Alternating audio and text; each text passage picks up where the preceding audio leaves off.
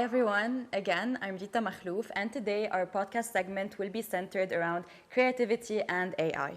So having brought up the issue of AI taking over a variety of jobs, mainly in communications, journalism, and even later more STEM-oriented jobs, in this segment we will be discussing whether AI would be able to do a better job than humans in creativity and in the marketplace in general. To answer our question today, we have with us Dr. Michael Mkhail, CEO of Empower AI Dubai and lead consultant for innovation and digital transformation in education and head of Munsif International School. Dr. Michael, we are very happy to have you here with us. Good morning. Thank you for hosting me today. So it's really an intriguing question because humans possess the ability to create without having any previous knowledge about whatever creation they are going to have. So for example, we invented the wheel, we invented works of art, or even pictorial styles like Picasso. On the other hand, AI always starts with a certain database that is provided to it. So AI, for the moment, still needs data to create. So could you please tell us more about that and whether you have other perspective on the matter for future comings? Excellent. So first of all, thank you for hosting me today. I mean, this is an excellent topic to discuss. It's very timely.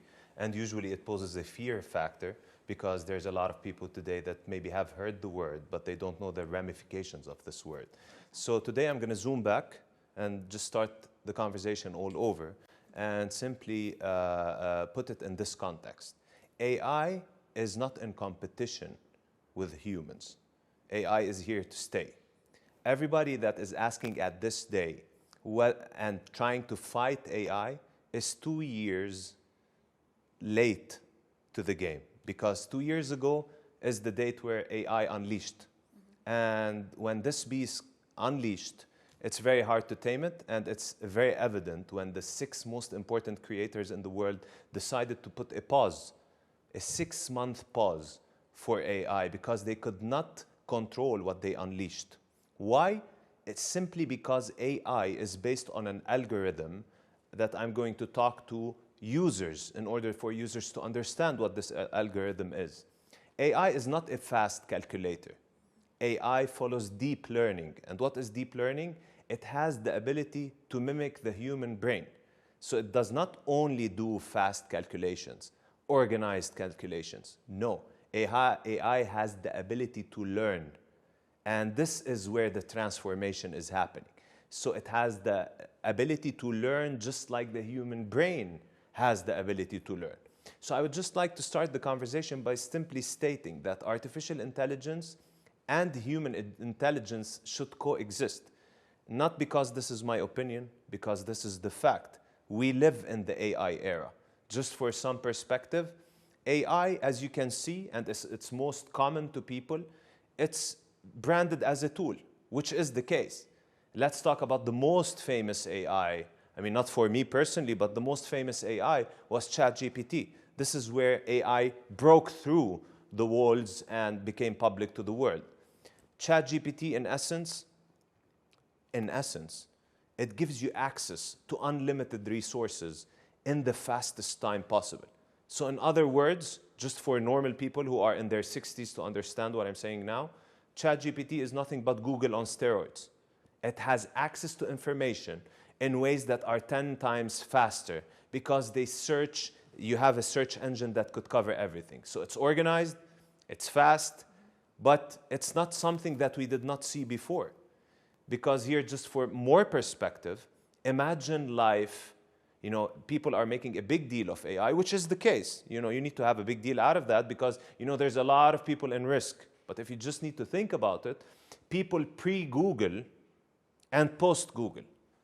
If we just need to think back in the day when Google was invented and then you could Google anything at any point all over the world, imagine what happened to the world back then. The chaos that was created. But guess what happened? Humans learned, humans understood, humans adapted. Because when we tackle human intelligence, which is the IQ, what we leave behind is the emotional intelligence, which till now, no AI in the world can work on emotional intelligence. So, AI, as branded, for all the young users now that have met AI on TikTok or any other thing, It starts the conversation by saying that this is a new tool. So let's not overestimate the use of it. So you have an input, you have an output. How do you move from the input to the output is the tool. And AI, in essence, rather than doing one thing 1,000 times, thinking that you've done 1,000 things, you can simply automate it, get the same result, and give the 999 minutes that you're going to associate for the other task in order to create something new. So AI is here, as I said, to stay. AI here is to groom your thinking. AI here is a faster way of going from point A to point B. And while you mentioned something very important, you ask, what happens to creation? What happens to creating something? We all agree on a micro level that the human race has evolved from extremely creative to less creative on the creativity standard, or to different creative. Yes. So, you have a lot of scholars that could critique different words, and I'm just talking about the micro point of it. You started here, now you're here. What I'm saying is, will people lose their jobs? Not necessary. Will they shift their jobs? Absolutely. So if the question is, will they shift their jobs? Yes. The answer is yes. So you think, as you mentioned, the concept of adaptability. So how important is that concept of adaptability, of us, you just said, being able to adapt and to shift the perspective or the path of our jobs in order for us to be able to use AI as something that is useful? Because you said we're always perhaps focusing on the negative things that AI is providing. So how do you think we would be able to balance and to reconcile between this deep learning that AI has, which is perhaps faster than human capability, and the emotional intelligence or the skills or the perhaps technical skills that humans should still have on the job and in the marketplace? Excellent. So now I'm just going to give an example that resonates properly to the Lebanese people. And I'm going to give an example of the ammonium nitrate. Yes. So the ammonium nitrate, which is technically tied to whatever happened in the deathful day of August the 4th, ammonium nitrate can be used for farming purposes. But then it turned out to be an explosion. Yes. So what is different? What is different? What does AI pose that is different than that? Nothing. You use it, you misuse it, you get an output that is misused, and it's extremely bad. You use it properly, no, you're able to improve human life. And since, like my PhD is about artificial intelligence before it started, so I would just like to say, I would give some positive examples. Like we're always trying to focus on the job loss. We are always trying to focus on the ethical considerations. While on the other hand, you could look at, for example, how could AI help save lives? Yes. How many lives have been lost from human error? So when the humans dictate and monitor the work of an AI and they coexist, you are able to save people, improve their lives, and properly control it. We all have access for information. It's what we do with the information that matters. So our jobs technically need to shift from a design, because the design is more of a creative aspect of the game, to analysis. So just looking at the output, looking at the dashboard, and analyzing what you need from the dashboard. Because we all know, we are all familiar with the data visualization and the data manipulation that creators can use. And one last point before you move to the next part is, if you see people who work with artificial intelligence, and I mean the commercialized version of artificial intelligence, they use the word, and I will give you a solution, end-to-end user. This is my problem. You say end-to-end user. So you are changing me from a creator to a user. And what we always would like, and even though that does not work financially well with me because I need users, users generate revenues, they make you money, and everything like that. What I tell the listeners is, you need to be an end-to-end creator, not an end-to-end user.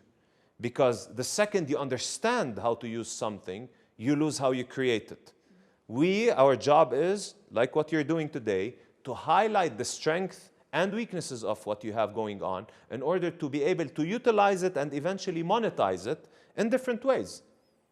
But we need smarter people, and statistics show that with time, people are becoming smarter, but the bulk of intelligence is going down. So you have 40% that were extremely smart, now you have 4% who are controlling the world. So this is there to stay. We need to teach it. We need to embrace it. We need to remove the fear factor. We need to understand that the competition is of no value. You're going to lose it anyways. Yes. So you need to work with it. Yes, so you brought up actually two important standards which UNESCO sets out in their recommendations, which are transparency and explainability. So having AI, knowing how AI works, knowing how these programs are being programmed throughout the years in companies, because it's very important for the public, for the youth, for experts to know where this path is going in order for us to be able to control it, as you said, or to have each other's hand in hand, so AI's hand with the human's hand to be able to generate better content. And something else you mentioned about awareness and literacy, about teaching people, especially the youth, since our future is in their hands. So teaching them about the importance of AI and knowing how to manage AI. So being the head of Munsif International School, an educational institution, why do you think it's important for us to be able to include more awareness and more AI literacy across the youth these days? Very good question. First of all, we need to understand and we need to embrace the fact that what paralyzes human beings in general, it's the fear factor. So the first thing you do on the intangible level is you allow people to embrace their fears.